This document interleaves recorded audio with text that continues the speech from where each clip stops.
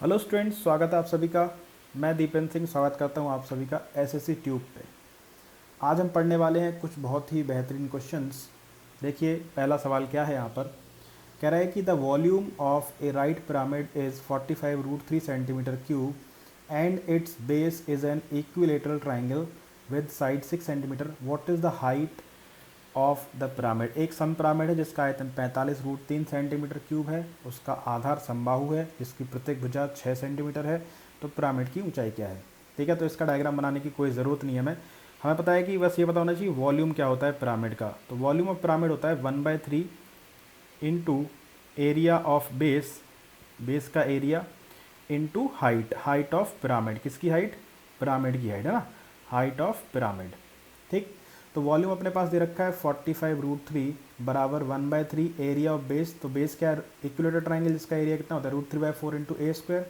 ए कितना अपने पास 6 into 6, side 6 है, और हाइट हमें निकालनी है। ठीक है, √3 से √3 काट देते हैं। ठीक, 3 से जाएगा 2 बार, इसको फटाफट सॉल्व कर लो।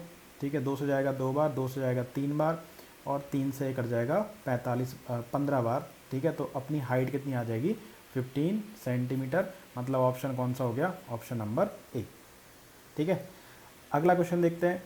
The given bar charts represents the average marks obtained in English and vernacular by students of 5 districts D1, D2, D3, D4, D5 in a state at the secondary level examination of a particular year.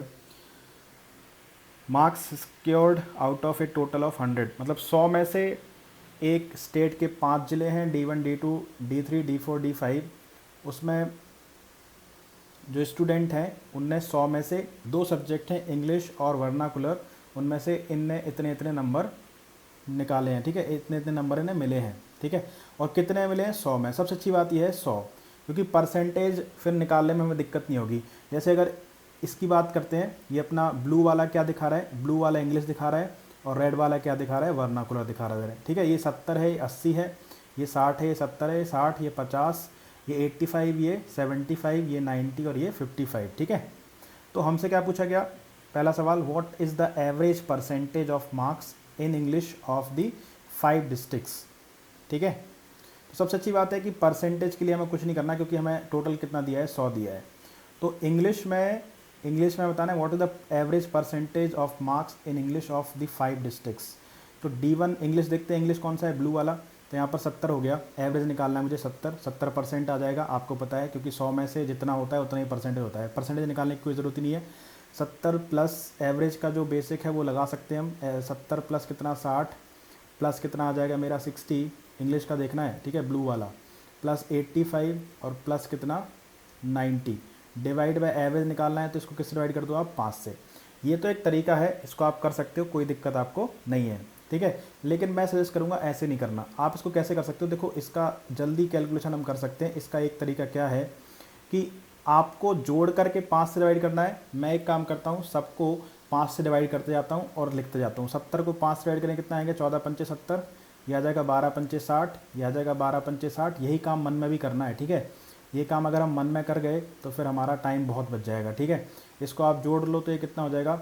18 12 30, 30 और 12 कितना? 42, 42 और 14 कितना हो गया? 56, 56 और 17 कितना हो गया? 73, तो हो गया 73%। ठीक है, एवरेज कितना आ गया मेरा? 73% आ गया। एक तो ये तरीका है। दूसरा तरीका क्या है? मान लो फ्रैक्शन आ गया, डिवाइड नहीं हो रहा, तो आप क्या करना? 70, 60, 60, 85 और 90। ठीक है, इनका कुछ भी एवरेज मान लो। जैसे मान लो मैंने एवरेज मान लिया 70, तो आपको पता है कि एवरेज अगर 70 मान लिया तो डेविएशन चेक करना होता है। यहाँ पर ये 0 है, ये 10 कम है, ये 10 कम है, ये 70 से 15 ज़्यादा है, और ये 70 से 20 ज़्यादा है। प्लस प्लस वाले मन में कैलकुलेट कर लो। ये 35 हो गया, और ये माइनस का 20 हो गया, तो कुल मिलाकर कितना बचा? प्लस का 15। प्लस का 15 कितने में डिवाइड होगा? 1 2 3 4 5 में। कितना कितना? 3 3 3। और प्लस हमें ये बता रहा है कि मेरा एवरेज 70 नहीं होना चाहिए, 3 ज़्यादा होना चाहिए। तो यहाँ से भी आंसर कितना आ जाएगा? 73%। हालांकि इसको जोड़ करके 5 से डिवाइड करना भी कोई कठिन काम नहीं था, लेकिन आप अपना इसमें भी टाइम 2 4 5 सेकंड बचा सकते हो। ठीक है, कि कुछ ना लिखो और मन में ही 70 मान लो। तो ये 70 जीरो हो गया, 10 कम हो गया, 10 कम हो गया 20। ये कितना ज़्यादा हो गया? 15 ज़्यादा हो गया। तो 20 कम था, 15 ज़्यादा हो गया, तो अभी भी 5 कम है ना। और ये 90, 90 कितना ज़्यादा हो गया 20, तो 15 ज़्यादा, 15 को आप किससे डिवाइड कर दोगे 5 से, तो 70 प्लस 3 आंसर कितना आ जाएगा आपका 73। ठीक है, तो ऐसे हम इस सवाल को सॉल्व कर सकते थे। अगला सवाल देखेंगे अगर हम, तो ये भी एक DI का क्वेश्चन है। कह रहा है द गिवन बाई चार्ट, मतलब वही वाला क्वेश्चन है, वही इंग्लिश और वर्नाकुलर वाला क्वेश्चन। पढ़ते हैं सीधा। What is the difference between the average percentage of marks, average percentage of marks in vernacular of the districts D1, D2, D4 and D3 and D5। किसका निकालना है? वर्नाकुलर का। ठीक है, किस किस का एवरेज का डिफरेंस चाहिए मुझे? D1 plus D2 plus D4, average निकालेंगे 3 से डिवाइड करेंगे, माइनस D3 प्लस D5 बटे में कितना 2। ठीक है, ये निकालना है मुझे। तो वर्नाकुलर का कौन सा वाला है? रेड वाला है। तो D1 में कितना है? 80 है, यहाँ पे 80 हो गया, प्लस ये तो आप कर ही सकते हो सब में, प्लस 70 और प्लस कितना है D2 और D4, D4 कितना है मेरा 75। ये तो हमेशा कर ही पाओगे आप। ठीक है, इसको इससे किससे डिवाइड करना है? 3 से, माइनस D3 D5, D3 कितना है मेरा 50 है और D5 कितना है मेरा 55 है। ठीक है, D3 D5 डिवाइड बाई कितना 2। ठीक है, तो आप इसको डिवाइड कर सकते हो और जोड़ करके 3 से डिवाइड कर सकते हो। तो ये कितना मिल जाएगा? 150, 150 और 75 कितना हो गया? 225, 225 को 3 से भाग करेंगे तो कितना आ जाएगा? 75 आ जाएगा ना। कितना आ जाएगा? 75 आ जाएगा। माइनस ये कितना आ जाएगा? ये आ जाएगा अपना 105 बटे 2 कितना 52.5। तो इनका डिफरेंस कितना हो जाएगा? मेरा डिफरेंस हो जाएगा 22.5 का। ठीक है, डिफरेंस कितना हो जाएगा? 22.5 का। मैंने आपको अभी क्या बताया, ऐसे करने की कोई ज़रूरत नहीं है। अगर हमें 80 70 75 का एवरेज निकालना है तो 80 70 75 का एवरेज कितना हो जाएगा? 70 मान लो, है ना, 70 मान लो एवरेज। तो ये 10 कम है, ये 10 कम है ना, ये 10 ज़्यादा है और ये 5 ज़्यादा है, 15 ज़्यादा हो गया, 3 से डिवाइड कर देंगे 5, तो एवरेज कितना आ गया यहाँ पे? 75 आ गया सीधा। माइनस यहाँ पर आप देखोगे एवरेज अगर 50 मान लिया जाए तो 5 ज़्यादा है, 5 को 2 से भाग करोगे 2.5, तो 52.5 आ जाएगा एवरेज। ठीक है, ये काम मन में ही कर सकते थे हम। तो डिफरेंस कितना आ जाएगा? 22.5%। ठीक है, अगला सवाल देखते हैं, question number 3। Time and work का सवाल है। कह रहा है कि A started A work and left working after 9 days, now B finished the remaining work in 24 days। Had A left the work after working for 13 days, then B would have finished the remaining work. B would have finished the remaining work in for 13 days. ठीक है, और फिर कह रहा है कि had A left the work working for 13 days, then B would have finished the remaining work for in next 18 days. Then find in how many days A and B together can complete the work. A ने कार्य शुरू किया, 9 दिनों बाद काम करना छोड़ दिया। अब B ने शेष कार्य को 24 दिनों में पूरा कर लिया। अगर A ने 13 दिन काम करने के बाद काम छोड़ा होता तो B ने अगले 18 दिनों में शेष काम पूरा कर लिया होता। याद कीजिए कि A और B एक साथ कितने दिनों में काम पूरा कर सकते हैं, हमें ये बताना है। ठीक है, कितने दिनों में काम पूरा कर सकते हैं। ठीक है, ये आपको बताना है। देखो, कुछ नहीं है इसमें, 2 कंडीशन है। पहली कंडीशन अगर हम देखें तो A ने कितने दिन काम किया? 9 दिन, और फिर काम छोड़ करके चला गया। कई तरीके से सवाल को सॉल्व करने के, मैं आपको बेस्ट तरीका बताता हूँ। तो जो रिमेनिंग काम था वो B ने ख़त्म किया कितने दिनों में? 24 दिनों में। अब कह रहा है कि अगर A 13 दिन बाद काम करना छोड़ता, तो रिमेनिंग काम को B ख़त्म कर लेता अगले 18 दिनों में। ठीक है, ये 2 कंडीशन हमें दे रखी हैं। तो मैं यहाँ से सीधा कह सकता हूँ कि अगर A 4 दिन और रुकता, तो B को कितने दिन कम लगते काम ख़त्म करने में? B को 6 दिन कम लगते काम ख़त्म करने में। इसका मतलब क्या हुआ कि A 4 दिनों में इतना काम कर जाएगा जितना काम करने में B को कितने दिन लगते हैं? 6 दिन लगते हैं। अगर हम A की एफिशिएंसी A मान लें और B की एफिशिएंसी B मान लें, तो efficiency into time is equal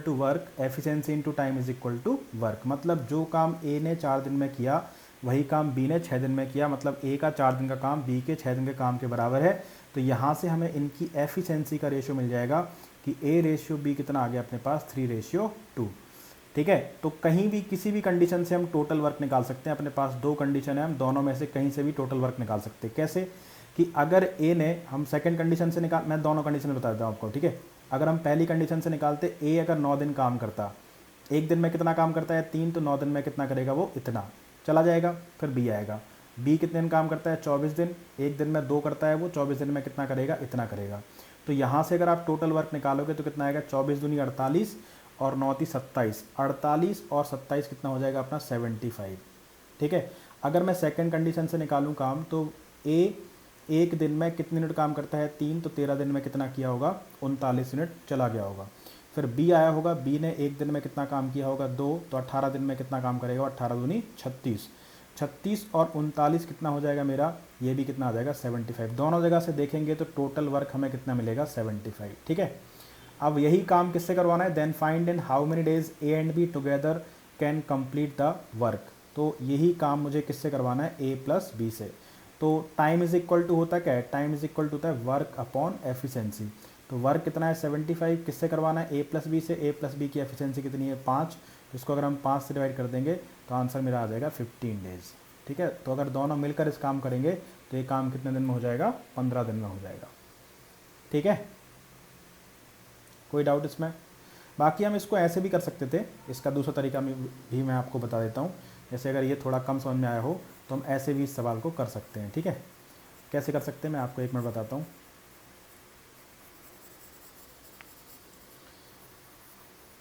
अगर जब भी हमें एफिशिएंसी नहीं दी होती है तो हम क्या करते हैं, ए और बी मतलब जो लोग हैं उनकी एफिशिएंसी को वही मान लेते हैं।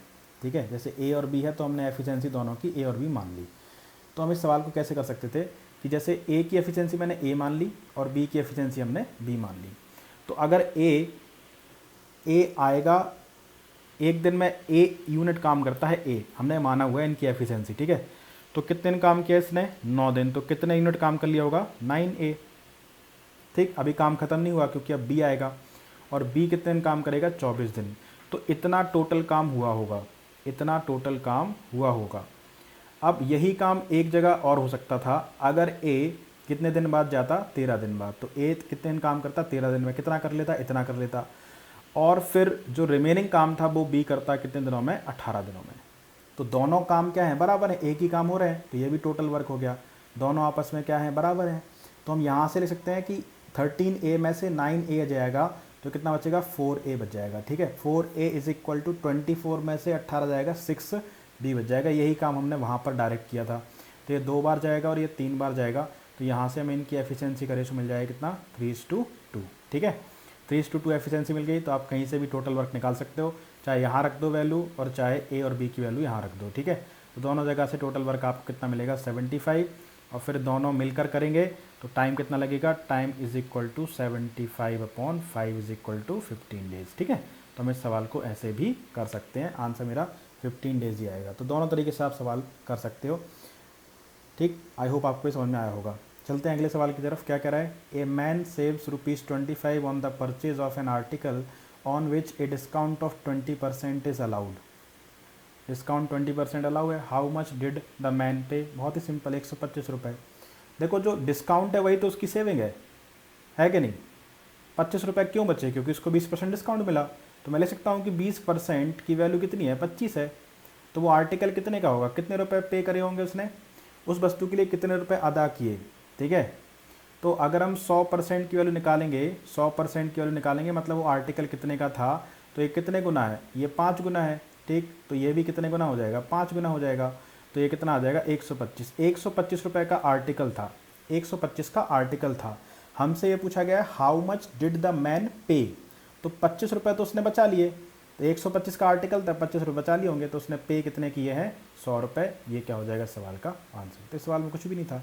ठीक है, तो ये इन 5 क्वेश्चन के सॉल्यूशन थे। आई होप आपको अच्छा लगा होगा। या फिर हम ऐसे भी कर सकते हैं कि 20% को हम फ्रैक्शन में लिख सकते हैं, तो ये कितना आ जाएगा 1/5, मतलब 5 रुपये के आर्टिकल पे हमने आपको डिस्काउंट कितने का दिया 1 रुपये का। तो अगर 5 रुपये के आर्टिकल पे 1 रुपये का डिस्काउंट है तो पे कितने करोगे आप 4 रुपये पे करोगे। तो 1 की वैल्यू कितनी है 25 है, तो 4 की वैल्यू कितनी आ जाएगी 25 × 4 100 रुपये। तो यहाँ से भी हम निकाल सकते हैं। ठीक है, तो ये क्या हो जाएगा इस सवाल का आंसर हो जाएगा।